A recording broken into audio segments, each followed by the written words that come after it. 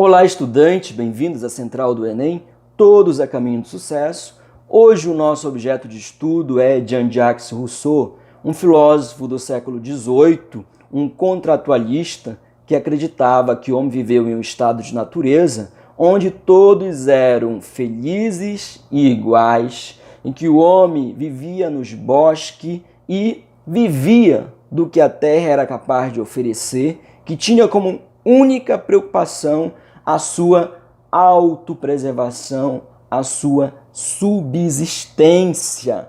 O homem também usufruía do amor próprio, o homem também usufruía da compaixão, ou seja, a compaixão faz parte da natureza humana, essa incapacidade do homem praticar o mal contra a sua espécie, de fazer mal a outra pessoa. Isso é piedade, segundo algumas traduções, e outras é compaixão.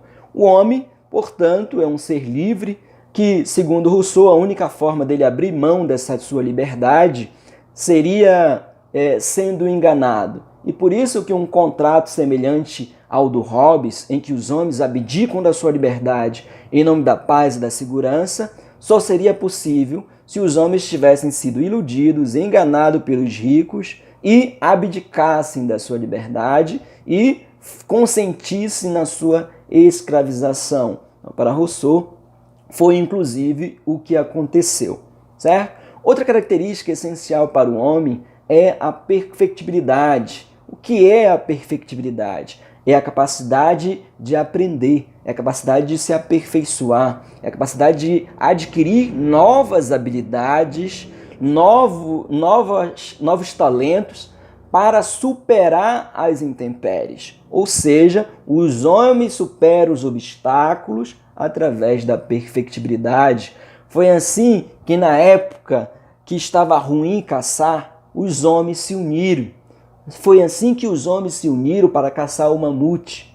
Foi assim que os homens foram levados também a viver em sociedade, em comunidade, porque perceberam que juntos eram mais fortes, eram capazes de se proteger do frio, eram capazes de se proteger dos animais, eram capazes de se proteger dos outros grupos humanos. Então os homens passaram a viver em comunidade, ou seja, a perfectibilidade é fonte dos nossos males, já que para Rousseau a sociedade é o início da corrupção humana. Porque o homem na sociedade começou a conviver com outros mais tempo, coisa que ele não fazia no estado de natureza, já que ele vivia isolado, até para ter relações sexuais era só aqui e agora, tchau mulher, nunca mais quero te ver, os filhos ele não conhecia, mas nessa comunidade o que vai acontecer?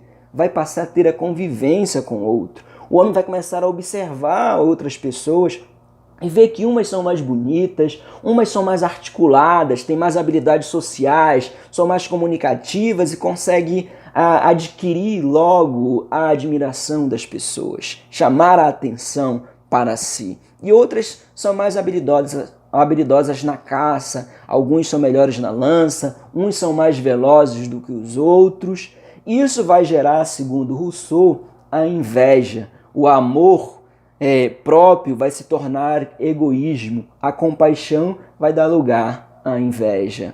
Isto é, o homem começa a se corromper quando vai querer ser aquela pessoa que chama mais atenção, vai querer estar no lugar daquela pessoa que caça melhor, que corre mais rápido.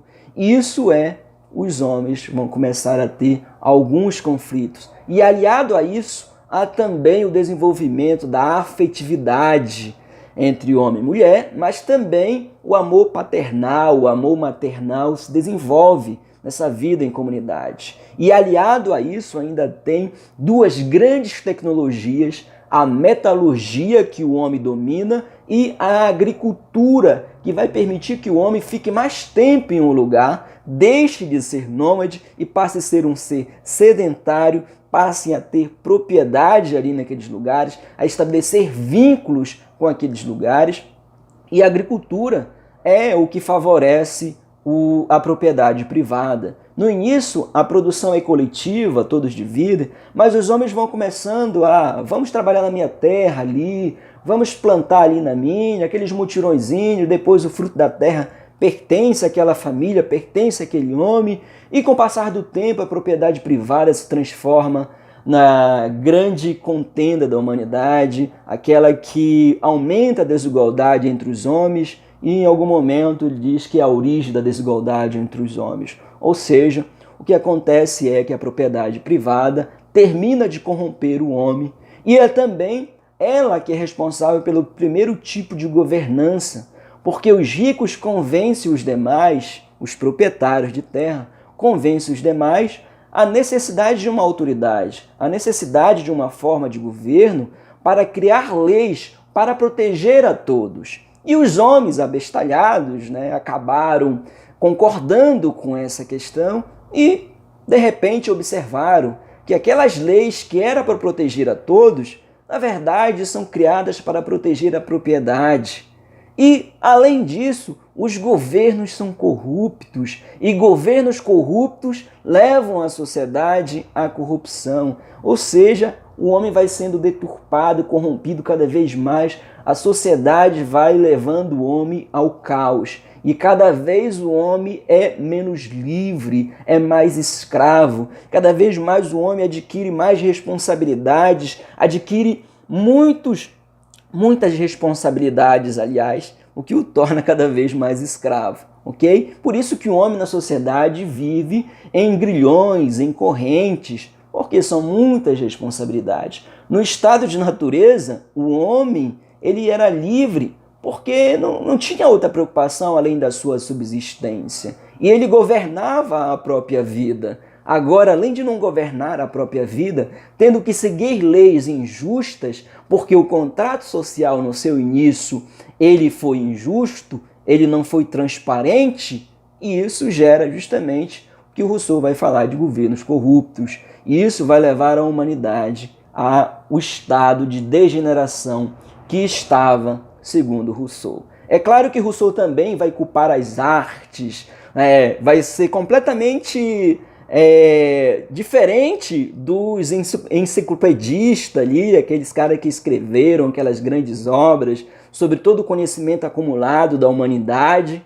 Ele era contra os enciclopedistas. Por quê? Ele era contra as artes, as letras, dizia que isso é uma das responsáveis, então, pela corrupção do homem, pela degeneração do homem. O Rousseau queria a ideia do bom selvagem, o homem que vive livre pelas florestas, usufruindo apenas do que a terra é capaz de dar. O homem que vive da ignorância, mas é um homem virtuoso, um homem que usufrui da compaixão, que tem ali a piedade pelo próximo, que tem a retidão moral inerente ao estado de natureza, coisa que ele perdeu na sociedade.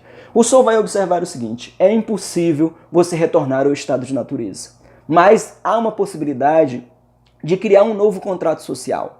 E esse contrato deve ser baseado na vontade geral. As leis desse contrato devem ser consensual, ou seja, todas as pessoas devem concordar com esses termos. E a vontade geral é o veredito final. O consenso é o veredito final. E o consenso sobre o bem coletivo, sobre o bem-estar da coletividade. O que é a vontade geral? É a negação das vontades particulares. Ou seja, vontade geral não é a junção de todas as vontades particulares, mas a negação delas. Rousseau queria a unanimidade. Rousseau era contra qualquer diversidade. Rousseau era contra qualquer ideia contrária, certo? Ou seja, o Rousseau queria que as pessoas abrissem mão dos seus interesses, da sua vida privada, e pensasse nos interesses da coletividade.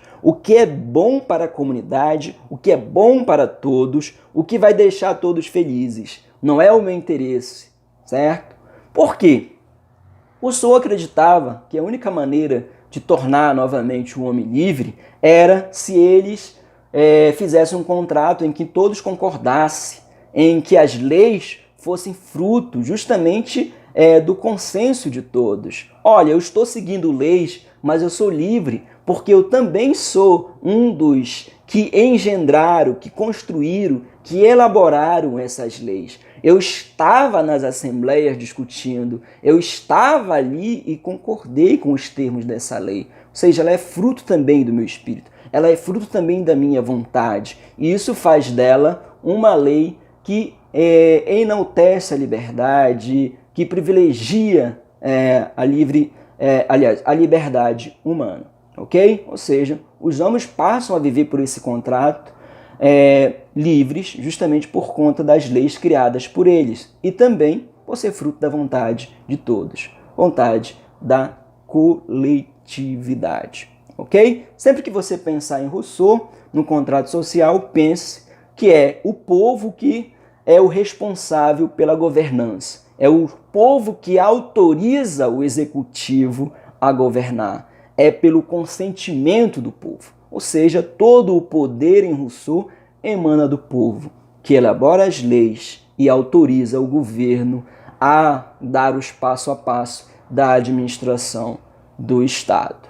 Hannah Arendt acusa Rousseau de ser um dos responsáveis pela Revolução Francesa não ter seguido os seus ideais republicanos. Isto é, porque para Hannah Arendt uma república precisa preservar a diversidade. É na diversidade dos debates das assembleias é que se constrói o consenso. E não abrindo mão da diversidade, não abrindo mão da individualidade, dos interesses, dos seus interesses, para observar um interesse coletivo. Ou seja, buscar uma unanimidade. Quando a Revolução Francesa deixou de querer levar o povo a debater, a discutir nas assembleias, a participar efetivamente dos processos decisórios, ela abriu mão, então, dos seus interesses republicanos para Hannah Arendt. Isso fez dela uma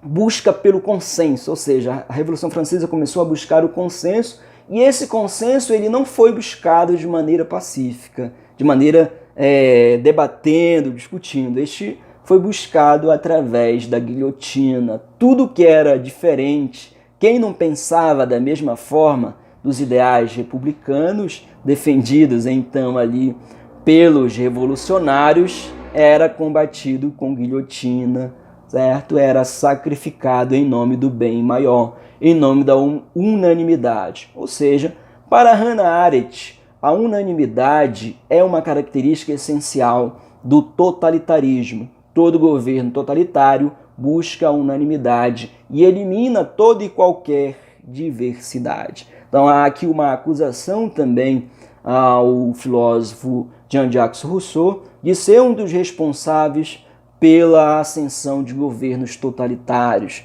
Pelo menos há aí uma fagulha do que seria o totalitarismo ou governos totalitários. Ok? Tchau, tchau.